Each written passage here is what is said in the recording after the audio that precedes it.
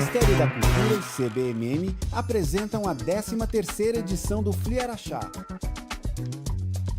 Vai começar mais uma atividade do festival.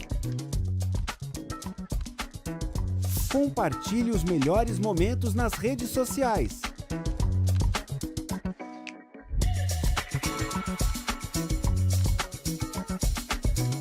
O vídeo a seguir possui recursos de legenda e libras. Apresenta cenas dinâmicas que registram diversas manifestações culturais de todas as regiões do Brasil, ambientado tanto nas ruas, nos palcos, como em grandes eventos e produções ou ambientes intimistas. O vídeo é plural, com agentes culturais de todas as idades, etnias, roupas e figurinos coloridos próprios de cada expressão cultural.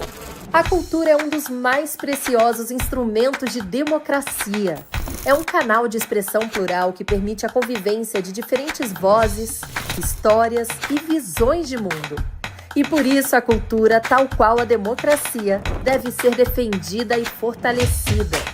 Essa é a função da Lei Rouanet, a principal política pública de incentivo à cultura brasileira. Com ela, perseguimos a missão de assegurar o acesso democrático à produção e à difusão cultural. Ao longo de mais de 3 décadas, a Rouanet permitiu que inúmeras iniciativas culturais, antes inviáveis, ganhassem o mundo. Revelou histórias, preservou tradições e transformou vidas. Lei Rouanet, há 33 anos tornando a cultura brasileira mais plural, acessível e democrática. Logos, Lei Rouanet, Ministério da Cultura, Governo do Brasil, do lado do povo brasileiro. As encruzilhadas entre o rap e a literatura. A roda de conversa acontece em uma sala grande. Ao fundo foi montado o palco. No chão foi disposto um tablado elevado de tom cinza e azul. O fundo é composto por um grande banner em tons de vermelho e amarelo. No canto esquerdo, lê-se: Ministério da Cultura e CBMM apresentam 13º Fliaraxá. Centralizado está um quadro branco com as logomarcas das marcas patrocinadoras do evento e no canto direito foi posicionada na parede uma televisão que passa ao vivo a intérprete de Libras. Centralizada em cima do tablado foram dispostas 4 cadeiras intercaladas por 2 mesinhas que carregam garrafas de água. De frente ao palco foram dispostas inúmeras cadeiras destinadas à plateia. Da esquerda para a direita, a primeira pessoa sentada é Laís Rios, uma mulher branca de cabelos ondulados longos de tom castanho. Ela traja regata preta com detalhes em branco na gola e nas mangas e calça preta. Leva no pescoço o crachá dos participantes do evento. A segunda pessoa sentada é Carlos Vinícius, um homem negro de cabelos curtos rente à cabeça de tom castanho. Possui bigode de mesmo tom. Ele traja camisa vermelha estampada com o design do 13º Fliaraxá e calça jeans. Usa óculos retangulares de aro fino e leva no pescoço o crachá dos participantes do evento. A terceira pessoa sentada é Santos MC, um homem negro de cabelos cacheados curtos de tom castanho. Ele traja camisa de mangas curtas branca e calça preta. Usa óculos retangulares de aro invisível e leva no pescoço o crachá dos participantes do evento. A quarta e última pessoa sentada é Dai MC, uma mulher negra de cabelos castanhos lisos e longos que lhe estão presos no alto da cabeça em um rabo. Ela traja camiseta de botões de mangas curtas branca e calça jeans. Leva no pescoço o crachá dos participantes do evento. No canto inferior direito do vídeo em questão estão do início ao fim os intérpretes de Libras. Estes intercalam ao longo do vídeo entre diferentes mulheres e homens que trajam blusa preta. Eles traduzem simultaneamente tudo o que é falado. Vários lugares também, com o triunfo e além do triunfo também. É isso. Com certeza. Eu acho que a gente tem inúmeras formas de começar essa mesa aqui, porque, como vocês perceberam, essas pessoas aqui têm um currículo muito grande. Mas eu gostaria de começar falando sobre o tema desse festival. A gente, esse ano, estamos aí com mais de 100 autores presenciais falando sobre literatura, encruzilhada e memória. E a gente vive numa encruzilhada nesse país, nesse momento, há um tempo, né? E vocês estão, de fato, eu acredito que sejam as encruzilhadas mais verdadeiras que a gente vive, que é a rua, é o corre, é o dia a dia. Além do trabalho, a cultura, que muitas vezes não nos remunera, às vezes dá o sangue e o suor por acreditar no que a gente faz. E eu queria que vocês falassem sobre essas encruzilhadas e o porquê continuar nelas. Acho que posso começar com a Laís agora. Bom, eu acredito que a gente continua pelas pessoas novas que estão chegando, por também rememorar as pessoas, voltando à memória, né, as pessoas que às vezes não estão no corre mais por algum motivo, mas sempre estar rememorando elas. Peço até licença para falar disso, mas eu acredito que esses espaços são quilombos. Então, se ainda faz sentido não concordar com o que está posto, ir para outro lugar, construir outra realidade, é por isso que a gente continua. Não é fácil, as relações pessoais elas são difíceis, o dinheiro é curto, mas, em algum ponto, isso agrega novas pessoas, e isso é porque, eu acho que, para mim, é por isso que eu continuo.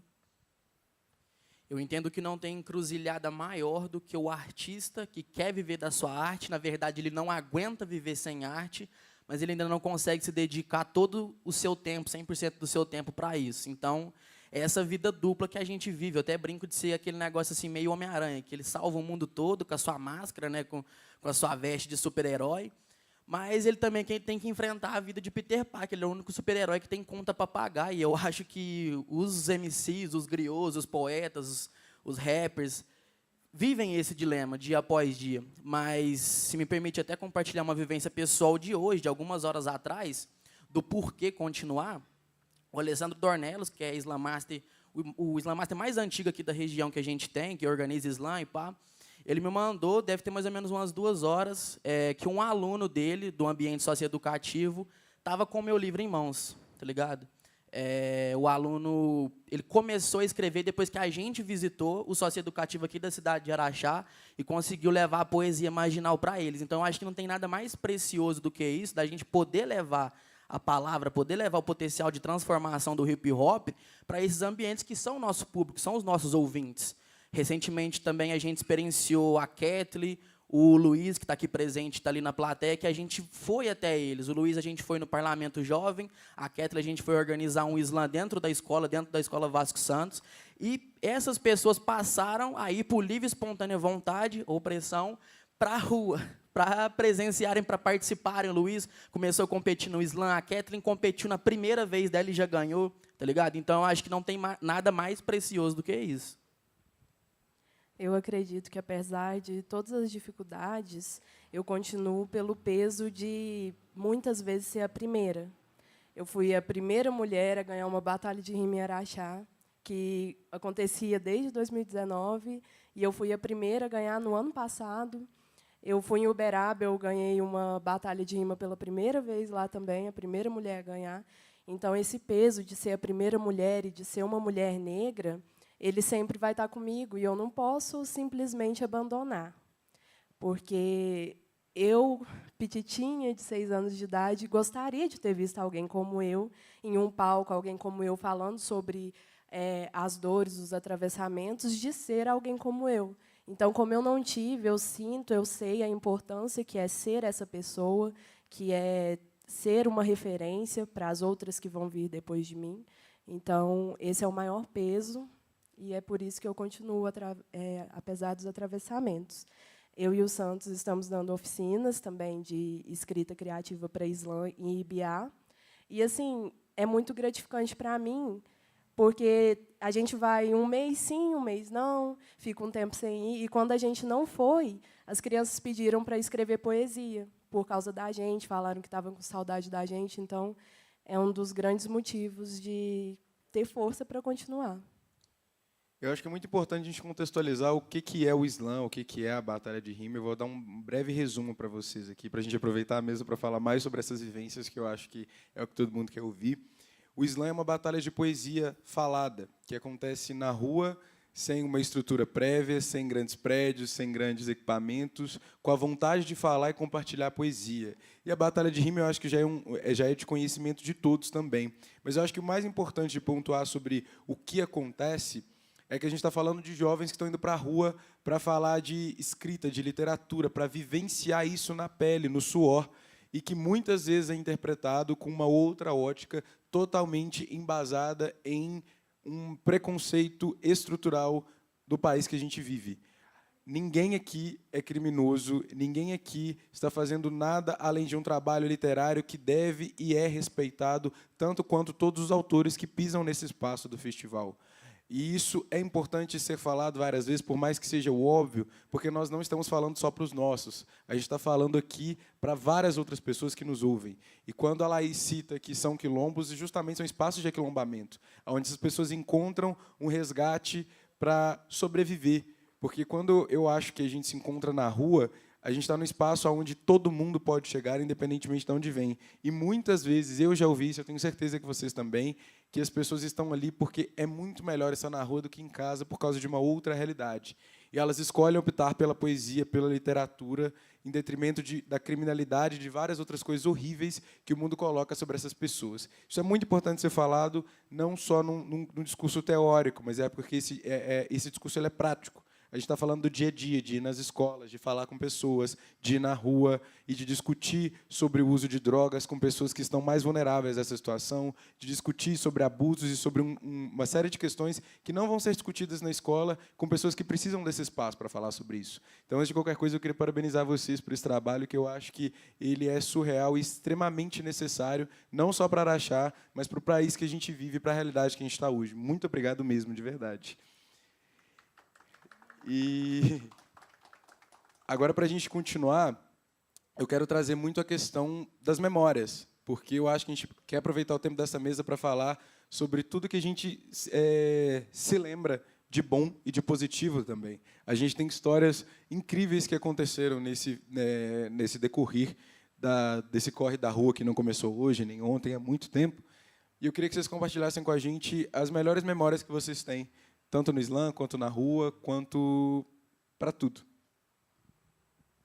Eu acho que não é uma memória, mas assim, que acarretou várias coisas, já que a gente fala sobre encruzilhada, sobre caminhos que se cruzam e levam a vários outros que a gente nem sonhava em acontecer. Mas eu acredito que... Porque eu entrei no hip-hop em 2019. Eu comecei na música sem nem ter muita noção do que era o hip-hop, mas entendendo que aquilo ali era o meu lugar. Então, eu comecei a escrever minhas letras através daquilo que eu vivia, e depois eu descobri que existia uma modalidade disso, que era poesia falada, competição de poesia falada, e que existia o slam. E eu lembro que o primeiro slam que teve no FLI Araxá, a gente ainda não tinha uma organização de slam em Araxá, e eu não pude ir, porque eu estava trabalhando, eu trabalhava até meia-noite, e era muito puxado para mim, sempre corria muito. E eu acho que a melhor vitória e a melhor coisa que aconteceu com esses caminhos se cruzando foi que o slam fez com que eu estudasse mais. Porque eu assistia um slam e não entendia nada, então eu falava, gente, eu preciso saber mais sobre isso, eu preciso estudar. O slam, o rap, as músicas do Emicida, principalmente, eu via, eu sabia que era sobre mim, mas eu não entendia completamente. Então eu falava, eu preciso estudar, eu preciso focar nisso, e graças a isso tudo, graças ao rap, graças ao slam, eu consegui ir para o Slam MG, tive muitas vivências maravilhosas lá, consegui pisar em lugares que eu nunca imaginei ter a oportunidade de estar. E hoje eu faço faculdade, eu sou estudante de serviço social, e é uma coisa também que eu nunca imaginei que eu seria, que eu poderia fazer, porque antes eu não tinha muita perspectiva, porque de onde eu vim, da minha casa, eu sou a primeira pessoa a estar dentro de uma universidade. Então, eu acredito que essas encruzilhadas que me trouxeram até aqui, tudo foi possível graças ao movimento hip-hop, graças ao rap, ao slam. Bom, eu acho que a trajetória do Gabi, a beleza e inteligência da poesia da Dai, a consciência da poesia do Santos, sua criatividade, você estava lá, ousadia do Luiz Vida Louca, acho que são memórias boas do slam. Acho que quando o Zeus publicou a primeira poesia dele, numa editora de Uberlândia, e foi uma competição, assim, acho que foi uma das primeiras experiências que a gente teve com editais, e assim, ele ganhar em terceiro lugar, a gente ficou revoltado, mas ganhou, então assim, foi a primeira vez que eu vi alguém sendo publicado aqui. A Força do Lincoln, a poesia potente dele, Kathleen, uma poesia do AR, que ele mandou no slam lá, que o Ari fez em 2022. Acho que são esses momentos, assim, são flechas, sabe? Poesia do Alê, são esses momentos que pura beleza mesmo, que faz a gente continuar, assim, que é uma beleza que às vezes é uma poesia que você não quer nem bater palma porque está muito dolorido, mas é de uma beleza que isso continua. Então, acho que são essas memórias, assim, fragmentos de memória. Quando você foi falando, eu acho que eu fui lá, assim, enfim, são espaços muito caros para as pessoas que vivem, eu acho, e muito importantes. Santos? Eu fui refletindo mesmo, acompanho esse pensamento seu, conforme elas foram falando, tentando buscar uma memória específica, mas eu acho que, ainda mais eu que sou meio palestrinha, é meio difícil resumir em só uma memória, mas eu acho uma coisa que me impacta muito, sempre quando eu volto a lembrar, o primeiro slam que eu participei mesmo, enquanto poeta, enquanto slammer, enquanto competidor, que a gente tinha 3 poetas disputando, salvo engano, seria eu, a Dai e o Zeus, né? Lá no fundão da Zona Norte, lá no Quintal Samba é Nosso, que a Jo e o Fabrício abriram o espaço para a gente. E era uma coisa assim, muito nova acontecendo na nossa cidade. A gente já tinha tido, nos anos anteriores, o slam no FLI, mas era a primeira vez que uma organização araxaense de slam fazia uma edição da competição e pá. E a gente depois foi buscar e estudar mais a história de como que o slam se desenvolveu na nossa região. E o Alessandro Dornelis, ele conta muito que foi difícil, em meados de 2017, juntar o pessoal do hip-hop com o pessoal do slam. Mas a gente já partiu, a gente já nasceu dessa junção, a gente já nasceu dos MCs que colavam na batalha para fazer uma rima, ou para somente recitar no sarau, o nosso slam nasceu daí.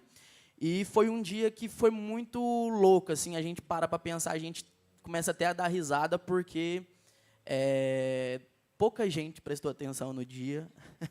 Acho que o pessoal, nem a gente sabia direito o que a gente estava fazendo, e muito menos o pessoal, tipo assim, o que esse povo está falando no microfone aí, pá? Então, tinha os caras trocando ideia, às vezes, sobre o jogo de futebol que tinha acontecido na semana mesmo, e é isso. Mas, assim, isso serviu para a gente ver a nossa evolução conforme o tempo foi passando, porque a gente começou a acessar lugares, a gente começou a acessar escolas, a gente começou a acessar o FLI Araxá, ano após ano, a gente voltou lá no Quintal O Samba é Nosso para fazer sarau e aquilo mudou. A gente puxa o grito para fazer uma poesia, o pessoal se conecta, o pessoal vibra conforme a poesia vai sendo declamada. E aí, particularmente com o FLI Araxá, as memórias se resgatam muito comigo lá em 2013, competindo no concurso de redação, 10 anos depois, voltando para o FLI Araxá para competir na Batalha de Rime no Slam, muito parte de ter assistido seus vídeos em 2022, de todo o pessoal que competiu naquele ano, então, realmente foi uma materialização de um sonho. Eu acho que 2022, para mim, foi um ano muito importante. Foi o primeiro slam que eu acho que foi o slam onde abriu as portas para uma construção coletiva de um slam em Araxá. Foi no primeiro momento que a gente se uniu e falou assim, eu acho que a gente precisa fazer isso aqui, uma coisa nossa. Eu tive a felicidade de ganhar esse slam, e nesse ano foi a primeira vez que eu entendi o que era ganhar um slam. Ganhar o slam é estar no slam, independentemente do lugar que você está, independentemente do que você vai levar para casa. Eu acho que a cena, quando anunciou o campeão, é tão marcante para mim, porque quando anuncia, todo mundo começou a se abraçar como se fosse final de Copa do Mundo e o Brasil tivesse ganhado. Porque o hip-hop tinha ganhado aquele dia, a gente ganhou. A gente conseguiu realizar uma coisa que até então era impossível. A gente estava no palco de um dos maiores festivais literários do país, falando de hip-hop, fazendo crítica política, falando da periferia, falando das nossas dores. A gente estava sendo ouvido por aquilo. E aquilo foi um divisor de águas na mente de todo mundo. A partir daí, eu aposento do slam, praticamente, porque eu entendi a minha necessidade quanto produtor, quanto conseguir fazer com que aquilo acontecesse mais vezes. Então, hoje eu estou muito mais por trás de tudo que acontece, mas com muito orgulho de tudo que acontece também, muito feliz. E eu vejo o quanto que a cena de Araxá, de uma forma geral, ela existe e respira cultura todos os dias com muito orgulho, de forma coletiva, de forma aonde é uma grande família mesmo, onde a gente quer se morder às vezes, quer xingar todo mundo às vezes, mas a gente não deixa falar dos nossos. A gente fala mal da gente. Da porta para fora é outra história. Mas eu queria reiterar esse orgulho que eu tenho de ver a forma como os desdobramentos educacionais que se tornaram a partir da rua, os desdobramentos técnicos, tudo que a gente se torna a partir do que a gente quer fazer para a rua, isso é muito bonito. A gente está dedicando o nosso tempo de vida a fazer algo pela rua, sabe? Eu queria falar isso olhando para vocês, como que eu vejo a forma que vocês se desdobram profissionalmente pensando no outro, no que a gente faz pelas crianças que estão chegando, que estão aprendendo a rimar pela primeira vez, ver o meu sobrinho entrar nisso e nesse mundo que se discorre a partir de tudo. Mas eu queria pontuar, e queria que vocês falassem mais também, sobre... A gente falou muito sobre o porquê continuar, sobre essas dificuldades e tudo mais, mas eu acho também que a gente tem que falar sobre, não só sobre as nossas dores, sobre o quanto que é gratificante fazer isso, sobre o quanto que a gente é feliz fazendo aquilo, e sobre qual que foi o nosso primeiro contato, qual que foi aquele momento em que você, não o primeiro contato com hip hop, mas qual foi aquele momento aonde virou a chave, que a gente falou assim, não, eu quero fazer isso para sempre. É difícil falar, cara. Eu acho que a primeira batalha que eu rimei, eu já conhecia o movimento hip hop, eu já escrevia, e já rimava também, já treinava e tal. Só que eu nunca tinha tido a coragem mesmo de colocar meu nome numa batalha, de ser chamado ali e soltar as rimas que eu soltava na resenha com os amigos e tal, ou sozinho mesmo. E aí eu coloquei meu nome por um acaso, porque a batalha estava restrita a 8 MCs, mas como tinha muita gente no momento, eles abriram mais 8 vagas para fechar a chave com 16, eu coloquei o nome. E estava demorando a passar, estava demorando a chegar, eu falei, eu acho que eu vou embora. E eu comecei a querer passar mal, só que depois que eu rimei, que eu entrei ali para dentro, que eu peguei o microfone, que eu vi o pessoal dando um ensaio assim, de grito para alguma coisa que eu falasse, eu falei, eu acho que eu me encontrei. Foi um start, assim. Porque eu sempre tive muito a questão da timidez e a necessidade de ser ouvido, a necessidade de falar alguma coisa, de pôr isso para fora. E o hip-hop foi essa válvula de escape. Então, a partir do momento que eu rimei na minha primeira batalha de rima, que eu competi no meu primeiro slam, eu vi que aqui é o meu lugar, que é aqui que eu sei fazer, é aqui que eu preciso estar, tá ligado? E o hip-hop me fez ser o que eu sou. Porque a gente tem muita questão da competição, que ela existe na batalha de rima no slam, mas até lembrando da outra pergunta, uma das cenas que mais me marcou na minha vida foi quando... eu desci do palco depois de recitar uma poesia, eu e a Day, a gente se abraça enquanto toca Eterno do Djonga. Então ali está o hip-hop, sabe? O hip-hop está no abraço, depois de você se identificar com a poesia de um parceiro.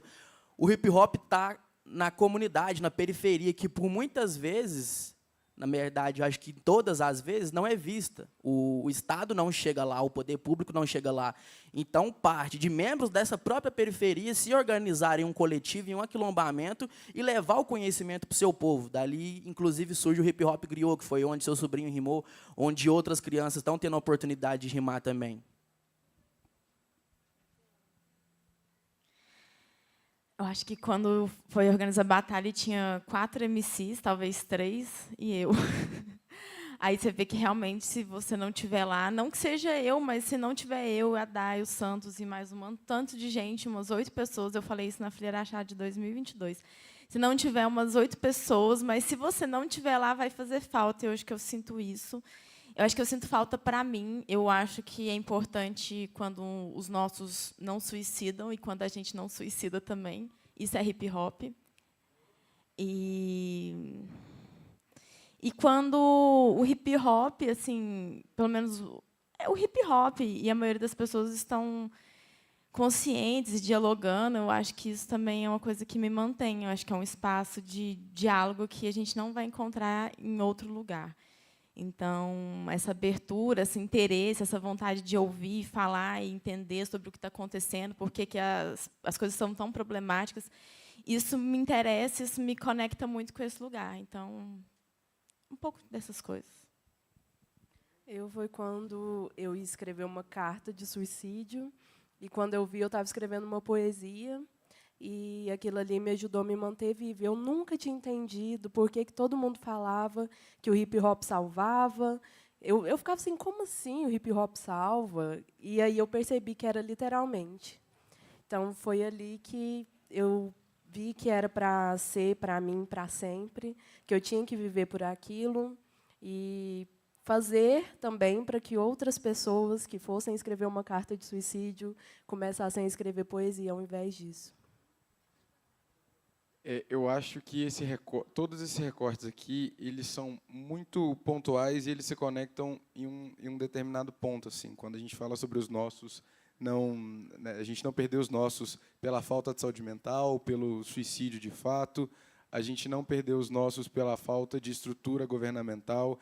Eu acho que, quando a gente está falando que o hip-hop salva, a gente está falando sobre jovens que vão para a rua fazer um trabalho que o Estado nega. A gente está falando sobre jovens se organizando para dar acesso à cultura, para dar acesso a espaços de saúde mental. O hip-hop ele se organiza para fazer um trabalho de o pai que às vezes a pessoa não tem em casa, a mãe que às vezes a pessoa não tem em casa, e de uma estrutura que é muita responsabilidade em cima de pessoas que às vezes também não têm aquilo. E foram coisas que eu já vivenciei na rua, de pensar que a gente quer fazer aquilo que não fizeram por nós dentro de casa. E a gente quer fazer aquilo por pessoas que às vezes a gente nem conhece, mas porque a gente se conecta e a gente se olha e a gente fala, ok, não fizeram por mim, mas se eu posso fazer por você, eu vou fazer. Eu acho que isso que a gente vive na rua é tão caro, é tão importante, é tão inestimável e tem um valor que ele não precisa ser visto, mesmo. Eu acho que quando está aquelas 8 pessoas ali, elas saem dali felizes, renovadas e conseguem sobreviver mais uma semana trabalhando no emprego que muitas vezes vai ser dolorido, aquilo já valeu a pena. Se você consegue, se você vai sobreviver até o próximo, a gente já fez o nosso trabalho. Assim. É dolorido falar disso, mas eu acho que, quando eu venho para essa mesa como mediador, eu prefiro o termo provocador, porque eu queria jogar isso para o outro lado. A nossa responsabilidade como consumidores de cultura, a nossa responsabilidade como pessoas articuladoras, como pessoas que têm acesso à educação, principalmente, e que conhecimento é responsabilidade, então, nós que estamos aqui sabemos disso, a gente tem uma responsabilidade com a rua. O que a gente está fazendo para que isso deixe de acontecer? O que a gente está fazendo para que isso aconteça de uma forma melhor? A gente está dedicando tempo a ir a esses espaços, a gente está dedicando tempo a consumir esses autores, a gente está dedicando tempo a entrar na briga pelo hip-hop, que seja numa discussão, numa mesa de bar, quando a gente fala sobre isso é coisa de bandido, isso é coisa de vagabundo, o nosso papel, quanto pessoas que têm acesso ao conhecimento e à informação, ele está sendo cumprido? Porque, senão, nós não somos diferentes em nada daqueles políticos que estão ali o tempo todo falando sobre igualdade e continuando se alimentando da nossa força de trabalho. Então, eu queria deixar essa provocação para todo mundo que está aqui, o que nós estamos fazendo para contribuir com a saúde do hip-hop e daquelas pessoas que estão morrendo pelo hip-hop. Isso é muito importante, esse momento de reflexão para todos nós. E eu queria que vocês também fizessem as provocações que vocês acham necessárias nesse momento. É muito importante a gente ter essa visão macro, né, de olhar do hip-hop para fora, mas eu faço uma provocação também para dentro do hip-hop, porque quando a gente pega um microfone, veste a sua camisa larga, coloca seu uniforme de MC, você tem que entender que isso é uma responsabilidade. Eu não posso estar no poder de fala e começar a falar asneira, começar a manchar e estragar toda a luta de ancestrais que vieram, que sangraram, que morreram para o hip-hop poder ocupar lugares igual ele ocupa hoje, poder ocupar o Flea, poder ocupar, por exemplo, lá no Rio de Janeiro tem a FLUP, que é a Feira das Periferias, que faz o Slam BR. Então, a gente tem uma responsabilidade muito grande, porque o hip-hop ele nasce da população periférica, ele nasce da população preta, e a gente, enquanto mestre de cerimônia, não pode fechar os olhos para uma pauta de lutar contra a homofobia, por exemplo, para lutar por, entre outras coisas, que, às vezes, no hip-hop, meio que se passa um pano. A gente pode, às vezes, ir para um comentário de uma página de rap e ver um discurso machista, ver um discurso homofóbico, mas, espera aí, enquanto mestre de cerimônia, que é um pilar da cultura hip-hop, eu não posso permitir que isso aconteça. Eu tenho que estar buscando a informação, levando a informação para aquele que quer receber, para aquele que ainda não a tem, mas também fazer essa cobrança. Eu ia falar algo parecido, porque ontem eu vi a Lisa falando sobre se você luta por uma causa, então você tem que lutar por todas as outras. E eu, como mulher negra, eu me sinto muito abraçada enquanto negra, mas não tanto enquanto mulher. Então, eu acredito que todas as causas elas têm que ser defendidas, né? E também a questão do estudo, de saber de onde o movimento surgiu, de entender o porquê do movimento ter surgido. Não é simplesmente ir numa praça e rimar o que pensa, é sobre ancestrais, sobre lá atrás, como Sankofa, né? Olhar para trás para poder continuar, para pegar força, conhecimento para continuar. E hoje em dia eu vejo muito o esvaziamento da nossa cultura. Às vezes é muito raso, as pessoas veem só cortes no TikTok de batalha de rima e acham que a batalha de rima é só aquilo ali, mas tem tanta coisa por trás, tanta luta por trás, a gente não está simplesmente ali por entretenimento. Então, eu acho que é importante, tanto para quem está dentro da cultura, quanto para quem está fora, e quer conhecer mais, quer entender mais, é estudar e entender de onde que veio, por que surgiu. Acho que o estudo sempre vai ser a nossa ferramenta, a nossa arma mais forte. Eu acho que, para quem está de dentro, assim, eu faria a provocação da união, que eu acho que seria uma das coisas mais importantes, que é o cuidado com quem está do lado, porque, às vezes, a gente não sabe nem um pouco do que está acontecendo ali, então, seria isso. Acho que é essa união, esse amor. E, para fora, esse cuidado também com o estudo, com entender qual que é o movimento, entender que já passou da hora de ver que, assim, MC não é bandido, que isso já passou, isso já é um racismo que já está cansado. Isso para o grande público, né, que isso já é feito com várias vertentes. Mas, entre nós, eu colocaria essa questão da quanto mais unidos, melhor vai ser para a gente. Com certeza, a gente está falando aqui de pensar global e agir local. A gente pensa nos problemas globais, numa escala mundial, mas a gente age no bairro, a gente age na rua. A gente está falando de machismo que mata mulheres todos os dias, mas a gente tem que lavar a louça dentro de casa. E eu acho que o hip-hop tem muito essa crítica, da gente entender que o pensamento ele é global, a gente tem que entender o que está acontecendo no mundo, mas você precisa agir individualmente. Você tem que se mexer para as coisas acontecerem. E quando a gente está falando de movimento de hip-hop e de incluir todas as outras lutas, a gente está falando que o hip-hop ele está na rua hoje. Mas as mulheres pretas foram as primeiras a ir para a rua vender camélias para comprar a liberdade de outras pessoas escravizadas. O movimento das transexuais existe na rua há muito tempo para sobreviver. Então, a rua ela é nossa agora. Tem gente que morreu aqui muito antes. As encruzilhadas existem desde as fugas dos nossos ancestrais para a sobrevivência, para chegar até os quilombos. Então, essa rua que a gente pisa hoje ela é sagrada e ela não está aqui agora. E eu acho que o movimento hip-hop ele existe antes de qualquer coisa sobre o respeito. E ele precisa existir. Nós que estamos ali na rua precisamos não questionar o sistema antes de questionar os nossos. Eu acho que essa união ela existe. Ela é trabalhosa, ela é cuidadosa, mas ela só vai ser pertinente e transformadora quando nós soubermos e continuarmos questionando os nossos com amor. Porque o sistema ele se defende o tempo todo. As pessoas fora do movimento eles tentam se roubar, se matar, mas quando você tenta mudar o sistema de alguma forma, eles se prendem, se protegem como se fossem pessoas que nasceram no mesmo ambiente. E eu acho que falta esse tato dentro do hip-hop, da gente se proteger aqui dentro e morder lá fora, entendeu? Mas eu acho que isso é uma coisa que a gente constrói aos poucos também, porque cada um tem suas lutas, cada um tem suas batalhas, e a gente está fazendo o possível, e eu acho que o possível já está sendo incrível.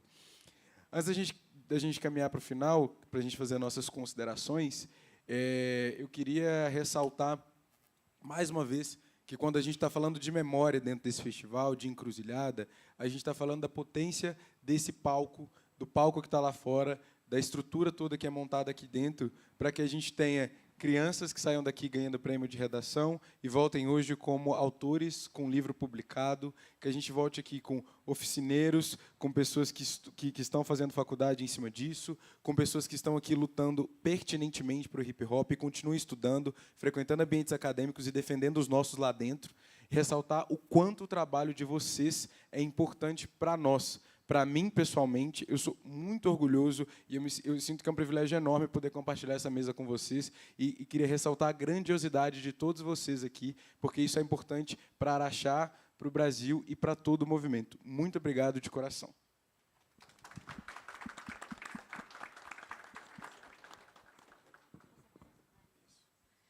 Bom, queria agradecer ao Triunfo, essas 3 pessoas, Carlos, Dai, Santos, agradecer ao Filharachá, agradecer a todas as pessoas que estão aqui nos escutando e construindo conosco, várias pessoas que estão na rua também, fazendo parte, que poderia sentar aqui e falar tão bem quanto, porque construção coletiva. Eu acho que é isso. Obrigada por esse espaço. Espero que isso continue, que novas pessoas apareçam, que a gente ocupe mais espaços, porque tem muito talento para ser trabalhado, para surgir, para ser cultivado, para ser exposto. E é isso, sentimento de gratidão e obrigada.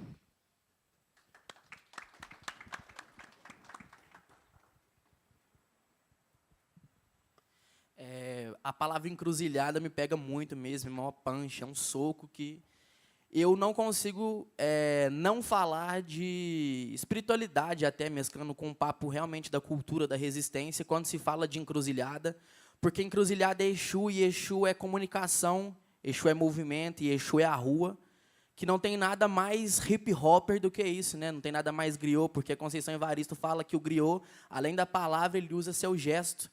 Então, acho que esse ato da gente estar aqui na frente, da gente estar desse lado do palco, da gente estar desse lado da câmera, é um grito para quem está do outro, que é do nosso público, que ali a gente tem Gabi Monteiro, a gente tem Henrique, a gente tem Luiz Vidalô, que tem entre outros que estão do outro lado da câmera, que a gente merece, a gente deve estar aqui. Os artistas de rua devem, sim, ser respeitados enquanto artistas em grandes eventos. O Filharachá é uma prova disso, que a gente está aqui, a gente se faz presente, a gente mantém a nossa essência, a gente não tem que mudar o nosso discurso, a gente não tem que omitir a nossa luta. A gente vem aqui, bota a nossa cara e fala, o hip-hop é isso, o hip-hop luta por isso, e ele vai continuar lutando. Assim como a Laís fez, agradeço a vocês que estão aqui na mesa presentes, agradeço a todos aqueles que vieram antes, e aí tem Lincoln, e aí tem todo um pessoal que veio anteriormente com Cultura na Quadra, que caminhou para que a gente pudesse fazer hoje, para que tudo pudesse ser possível. O Slam Triunfa, a Batalha do Triunfo, o Slam do Barraco, e vamos para cima. O estadual, o nacional, está por vir aí.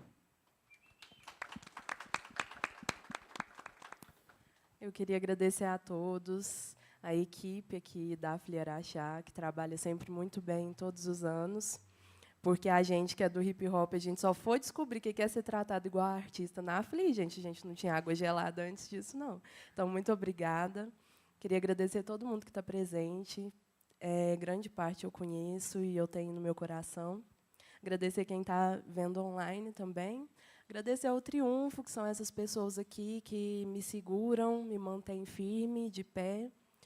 E porque o hip-hop, esse movimento, eu considero, falando sobre encruzilhada, né, eu considero que eu estava num beco sem saída e o hip-hop transformou em vários outros caminhos que eu pude trilhar, graças à ancestralidade, graças a Deus, graças às pessoas que a espiritualidade colocou na minha vida.